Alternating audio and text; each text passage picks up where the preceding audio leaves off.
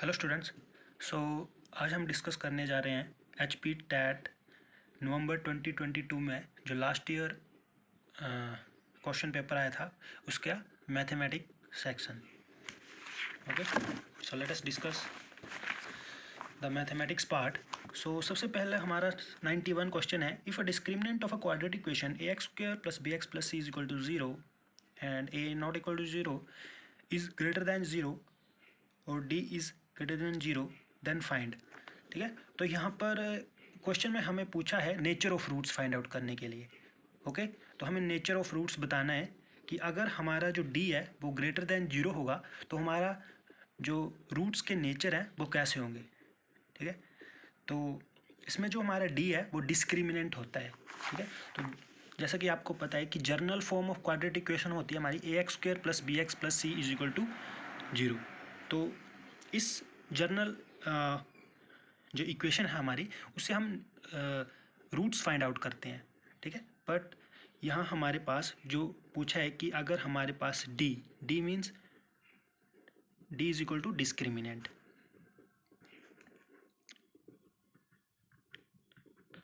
ठीक है, अगर डिस्क्रिमिनेंट हमारा ग्रेटर देन 0 है तो रूट्स कैसे होंगे, इसमें ये फाइंड आउट करना है। तो ये जो हमारा चैप्टर है वो क्लास 10th में जो 4th चैप्टर है आई थिंक क्वाड्रेटिक इक्वेशन, उससे ये क्वेश्चन आया है। ठीक है, तो हमारे पास यहाँ पे 3 केस बनते हैं।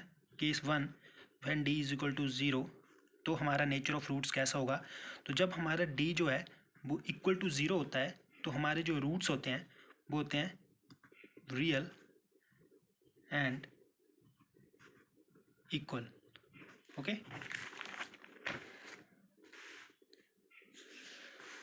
सेकंड केस, जब हमारा जो d है मीन्स जो डिस्क्रिमिनेंट है वो ग्रेटर देन 0 होता है तो हमारा जो रूट्स है वो होता है that is roots are real and unequal. जो हमारा ऑप्शन बी है वो that is roots are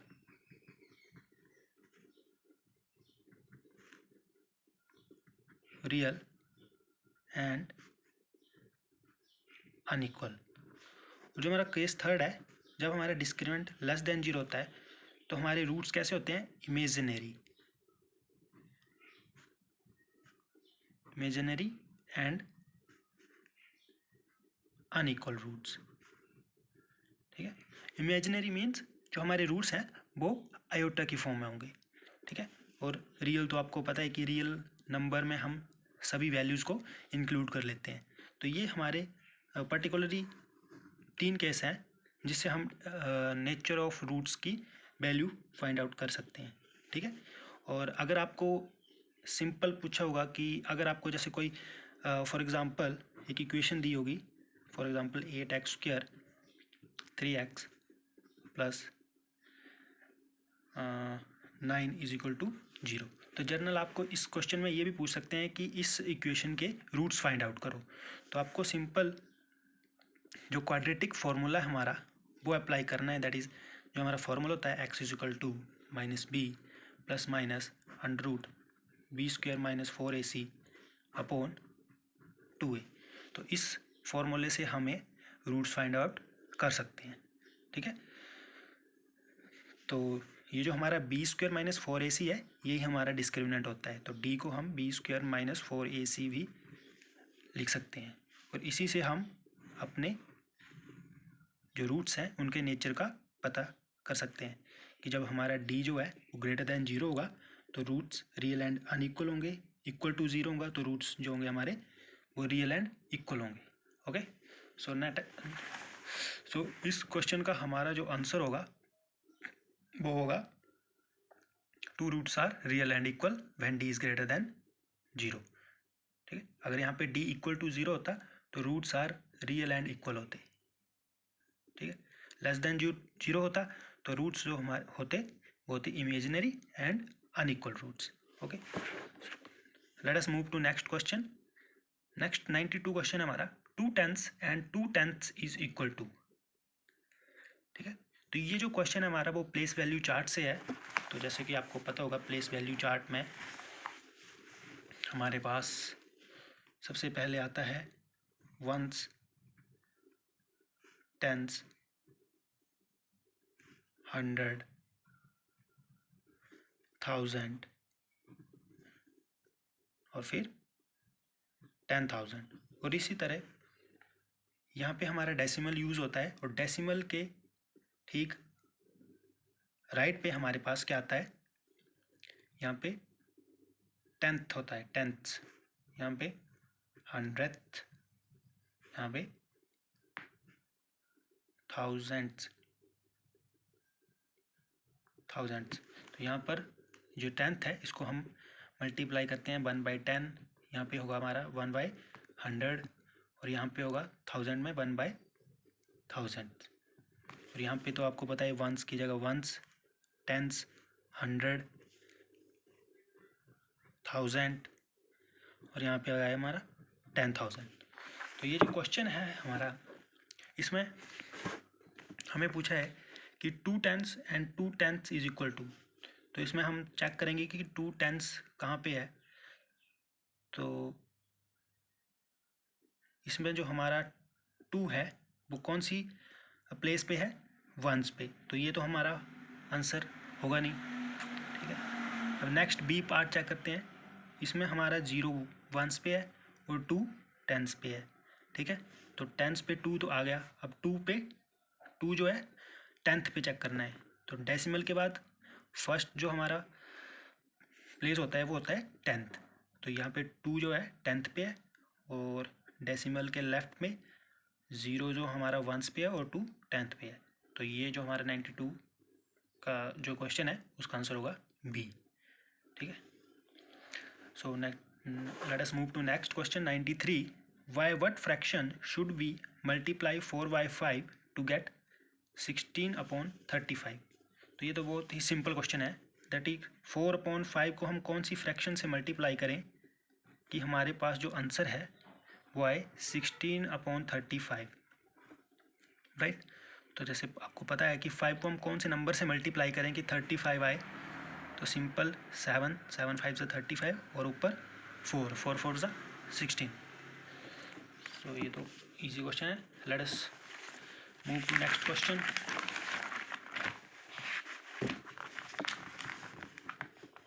next question है हमारा anti derivative mean integration, okay. So the question is the anti derivative of sin 3x is equal to. तो सबसे पहले आपको इंटीग्रेशन सॉल्व करने के लिए जो हमारे +2 में इंटीग्रेशन के जितने भी फॉर्मूले हैं उनको आपको लर्न करना होगा, तभी आपको इंटीग्रेशन ढंग से तभी आप इंटीग्रेशन के क्वेश्चन अच्छे से सॉल्व कर पाएंगे, ओके। सो यहाँ पे हमारे पास पूछा है कि sin 3x की इंटीग्रेशन फाइंड आउट करो।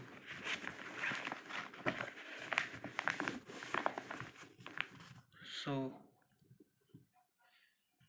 sin 3x, ठीक है।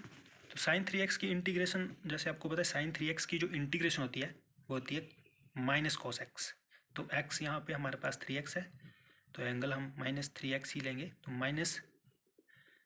-cos 3x, और 3x का जो डेरिवेटिव होता है वो होता है हमारे पास 3, जो कि हमारे पास आता है डिनोमिनेटर में। So this is the integration of sin 3x, that is -cos 3x/3, okay. So now move to next question. If two straight lines are perpendicular to each other, then which one is true? ठीक है, अगर कोई दो straight line है वो आपस में perpendicular है, तो इनमें से कौन से ट्रू है। तो ये जो m1 और m2 है ये हमारा है स्लोप, ठीक है। तो जब भी कोई दो लाइन्स परपेंडिकुलर होती हैं तो जो हमारा स्लोप है उनका जो प्रोडक्ट होता है वो -1 के इक्वल होता है, ओके। तो जो हमारा स्लोप है परपेंडिकुलर में m1 into m2 is equal to -1 के इक्वल होता है।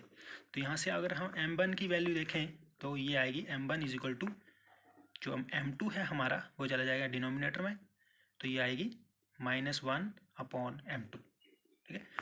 और जब परपेंडिकुलर की जगह अगर आपको पैरेलल आए तो जो हमारा स्लोप होता है वो होता है m1 is equal to m2 in case of parallel. जो स्लोप होता है हमारा वो होता है m1 is equal to m2। Okay,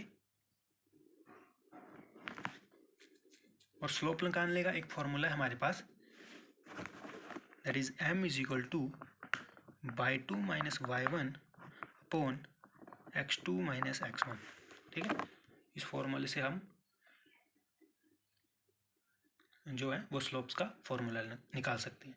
ठीक है, जो y2 y1 है हमारे पास वो हमारे पास पॉइंट्स होते हैं, y2 y1 और x2 x1।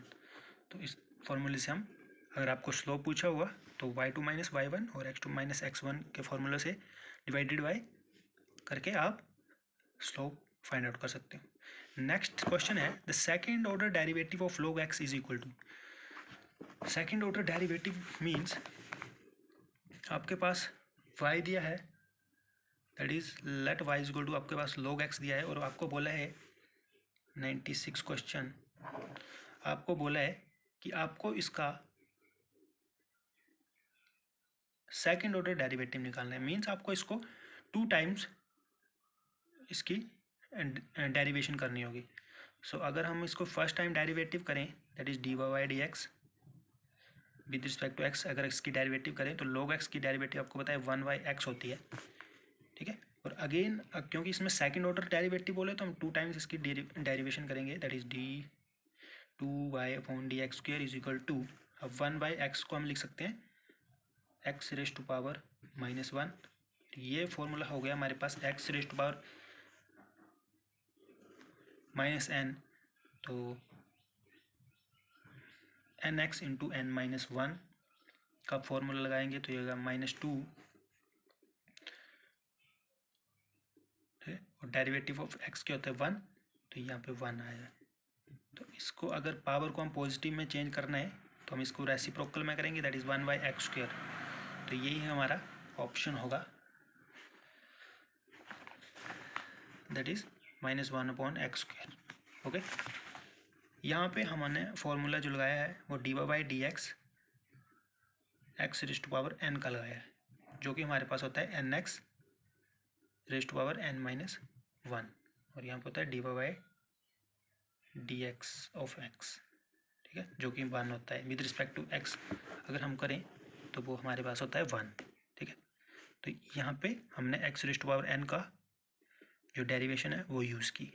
Okay, now let us move to next question. Next question है हमारे पास cos 40 plus A is equal to sine 30 then value of A. तो क्वेश्चन हम लिख लेते हैं यहाँ पे, दैट इज 97 क्वेश्चन है। इफ cos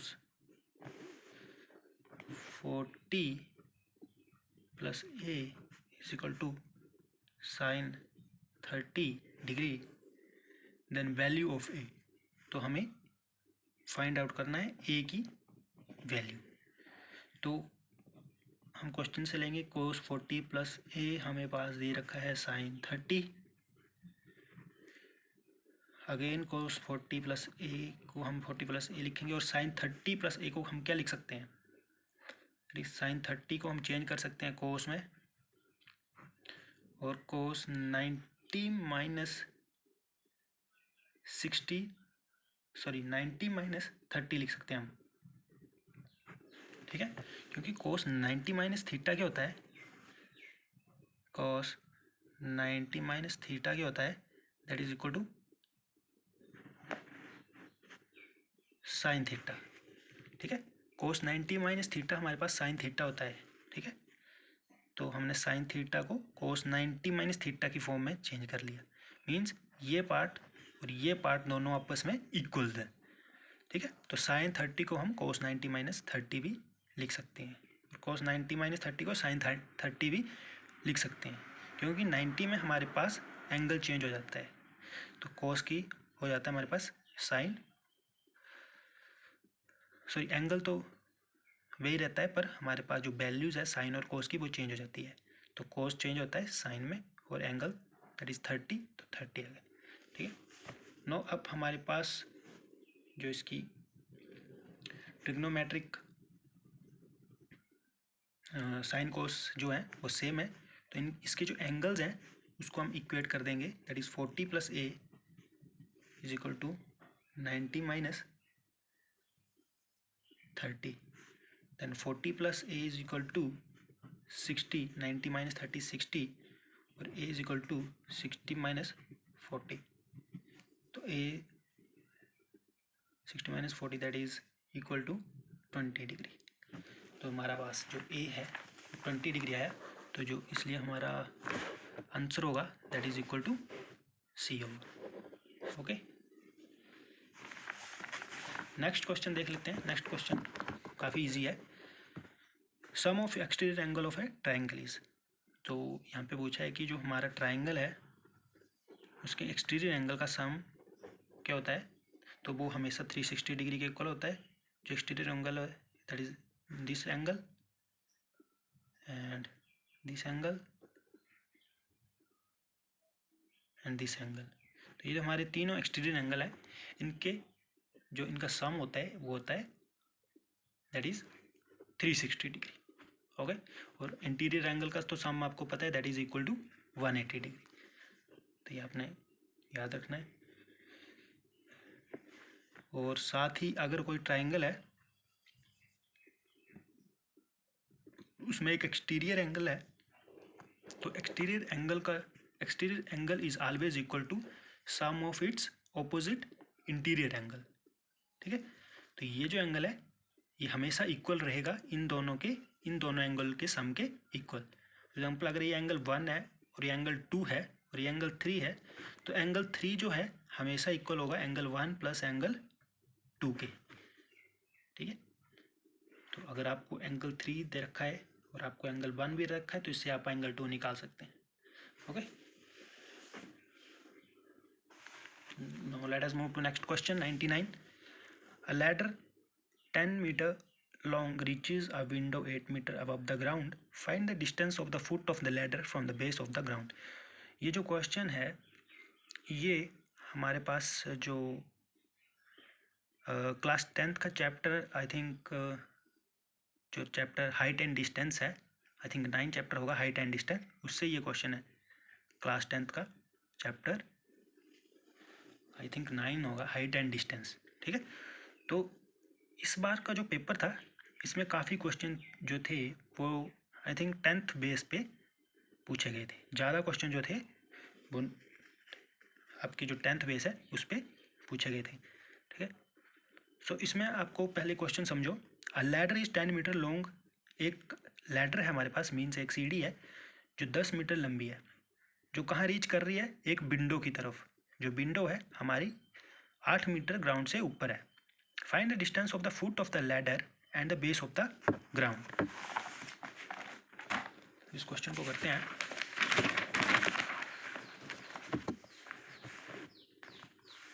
तो ग्राउंड, तो एक हमारे पास लैडर दी गई है, तो सबसे पहले हमारे पास एक विंडो है।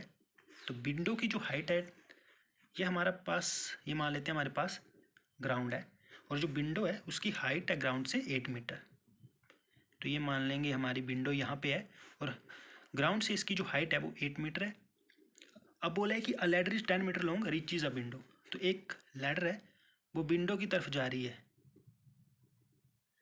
ठीक है, जो ये सीढ़ी है वो विंडो की तरफ जा रही है, और उसकी जो हमारे पास डिस्टेंस दे रखा है कितने है, वो 10 मीटर। तो अब हमारे पास क्वेश्चन में पूछा है find the distance of the foot of the ladder. तो लैडर का जो फुट है वो ये है, and base of the ground, और ग्राउंड का जो बेस है वो ये है। तो इन दोनों के बीच का हमें क्या फाइंड आउट करना है, डिस्टेंस। ओके, तो लेट अस हम मान लेते हैं इसकी साइड्स ए बी और सी।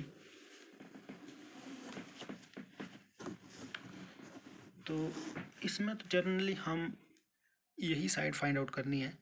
तो बाय पाइथागोरस थ्योरम हम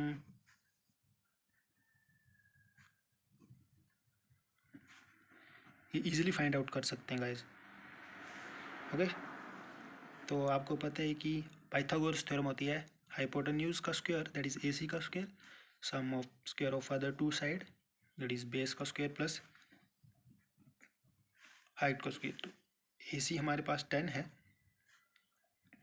ए बी हमें फाइंड आउट करना है, बी सी हमारे पास 8 है, तो 8 का स्क्वायर यहाँ पे आ जाएगा हमारे पास 100, ए बी स्क्वायर यहाँ पे आ जाएगा 64, 100 minus 64 is equal to A B square. तो 100 minus 64 that is 36 is equal to A B square. और अगर हम स्क्वायर रूट करें बोथ साइड तो हमारे पास ए बी आएगा 6। ओके, तो ये जो हमारे पास यहाँ से यहाँ तक का डिस्टेंस है वो कितना आ गया 6 सेंटीमीटर। ओके, ये हमारा क्वेश्चन है 99। तो इसका जो सॉल्यूशन होगा हमारे पास, सॉरी यहाँ पे हमारे पास 6 मीटर, क्योंकि हमारे पास जो यूनिट्स हैं वो मीटर में दे रखी हैं, तो हम इसका जो आंसर है 6 मीटर होगा। अक्सर हम यही गलती करते हैं कि हम क्वेश्चन को ढंग से देखते नहीं और हम सेंटीमीटर में करके चले आएंगे। तो ये सेंटीमीटर अगर हम करते हैं तो ये हमारा क्वेश्चन गलत हो जाएगा। तो इसलिए एक आपने यूनिट्स का खासकर ध्यान रखना है। तो इसका जो आंसर होगा that is 6 metre.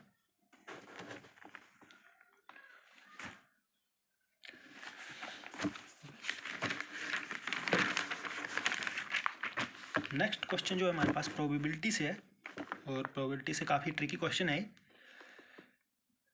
A coin is tossed 3 times, what is the probability at least of 2 head. At least का मतलब होता है कम से कम 2 हेड आने चाहिए। ठीक है, इस क्वेश्चन को समझे पहले। क्वेश्चन में पूछा कि अगर हम एक कॉइन को 3 बार टॉस करें, ठीक है, तो उसकी हेड आने की कम से कम 2 बार हेड आने की प्रोबेबिलिटी क्या है। कम से कम 2 बार हेड आने की प्रोबेबिलिटी पूछी है। ठीक है, क्वेश्चन नंबर 100 है। तो इसमें हमारे पास सबसे पहले आपको प्रोबेबिलिटी का जो हमारे पास जनरल फॉर्मूला होता है, that is probability of an event. किसी भी इवेंट की प्रोबेबिलिटी हम कैसे निकालते हैं, that is number of favourable outcome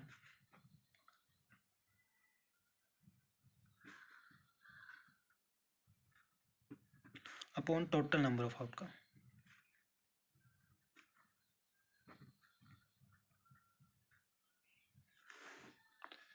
ठीक है, टोटल नंबर ऑफ आउटकम। ठीक है, फॉर एग्जांपल अगर मैं बात करूं, if a coin tossed once what is the probability becoming head. ठीक है, तो अगर एक बार किसी सिक्के को उछाला जाता है, और क्वेश्चन है कि अगर एक बार किसी सिक्के को उछाला जाए, टॉस किया जाए, तो उसकी हेड आने की प्रोबेबिलिटी क्या है। तो टोटल नंबर ऑफ आउटकम का मतलब उसकी टोटल आउटकम क्या है, दैट इज़ 2। ये तो हेड आएगा, ये तो टेल आएगा। ठीक है, नंबर ऑफ फेवरेबल आउटकम जो क्वेश्चन में पूछा है, तो मैंने इसमें एग्जाम्पल में पूछा है कि हेड आने की प्रोबेबिलिटी क्या है। तो फेवर में क्या है, हेड, तो एक टाइम हेड आएगा, तो उसकी जो प्रोबेबिलिटी आएगी वो 1/2 आएगी। बट हमारे पास क्वेश्चन में पूछा है अ कॉइन इज टॉस्ड 3 टाइम। ठीक है, तो 3 टाइम एक सिक्के को उछालना है हमने, तो इसमें एक आपको सैम्पल स्पेस बनाने पड़ते हैं सबसे पहले इन क्वेश्चन में। जब भी कॉइन को 2 बार या 3 बार पूछा हो तो हमारे पास सैम्पल स्पेस बनाने हैं। तो सैम्पल स्पेस जो बनते हैं आपका पास वो फॉर्मूला होता है 2n। ठीक है, तो अब n जो हमारे पास होता है वो होता है नंबर ऑफ टॉइन कॉस्ट। तो यहाँ पर 3 बार बोला है, तो हमारे पास n की वैल्यू आएगी 3। अ कॉइन इज टॉस्ड 3 टाइम। तो टोटल जो हमारे पास सैम्पल स्पेस बनेंगे 2 2 4 2 8 सैम्पल स्पेस। ठीक है, तो 8 सैम्पल स्पेस हमारे पास क्या क्या बनेंगे। फर्स्ट टाइम जब हम कॉइन टॉस्ट करेंगे, let us head head head आए। ठीक है, देन टेल टेल टेल आए। अब अगेन अगर टॉस्ट करेंगे फर्स्ट टाइम हेड आएगा, फिर मान लो टेल आ गया, फिर हेड आ गया। इसी तरह हमारे पास second 2 time head then tail. इस पे हमारे पास कोई जो सैम्पल स्पेस है वो रिपीट नहीं होना चाहिए। ठीक है, next tail tail head, next tail head tail, next head tail tail, next tail head head. 1 2 3 4 5 6 7 8, तो ये हमारे पास 8 सैम्पल स्पेस आ गए। अब टोटल नंबर ऑफ आउटकम्स हमारे पास है 8, जो कि हम लिखेंगे डिनोमिनेटर में। टोटल नंबर ऑफ आउटकम्स आ गया हमारे पास 8, जो कि हम लिखेंगे डिनोमिनेटर में। और फेवरेबल में हमारे कुछ है एटलीस्ट 2 हेड, ठीक है, एटलीस्ट 2 हेड्स, तो एटलीस्ट कम से कम 2 हेड, ठीक है, उससे कम नहीं होनी चाहिए। ज़्यादा कितने भी हो सकते हैं, तो वो कितने ऐसे केस हैं जो उसके फेवर में है, 2 हेड्स के फेवर में, कम से कम 2 हेड। तो इसमें भी कम से कम 2 हेड तो हैं, ज़्यादा कितने भी हो सकते हैं, ठीक है। तो 1, इसमें एक भी नहीं है, इसमें भी है 2 3, ये नहीं होगा क्योंकि कम से कम 2 हेड होने चाहिए, तो ये नहीं होगा। तो दैट इज़ 1 2 3, ये भी नहीं होगा, 3 एंड 4, ये भी नहीं होगा क्योंकि इसमें एक हेड है, 4। तो फेवर में आ गए 4, 4 1 ज़ा 4, इसको कट करेंगे, 4 2 ज़ा 8, तो प्रोबेबिलिटी आ गई 1/2, ठीक है। तो एटलीस्ट 2 हेड की जो प्रोबेबिलिटी हमारे पास आ गई 1/2, तो ये इसका आंसर जो होगा हमारे पास वो होगा सी आंसर, ठीक है। सो थैंक यू स्टूडेंट्स, आज हम अप टू 100 क्वेश्चन ही सॉल्व करेंगे। नेक्स्ट क्वेश्चन हम नेक्स्ट वीडियो में सॉल्व करेंगे। I hope you understand the question. Thank you.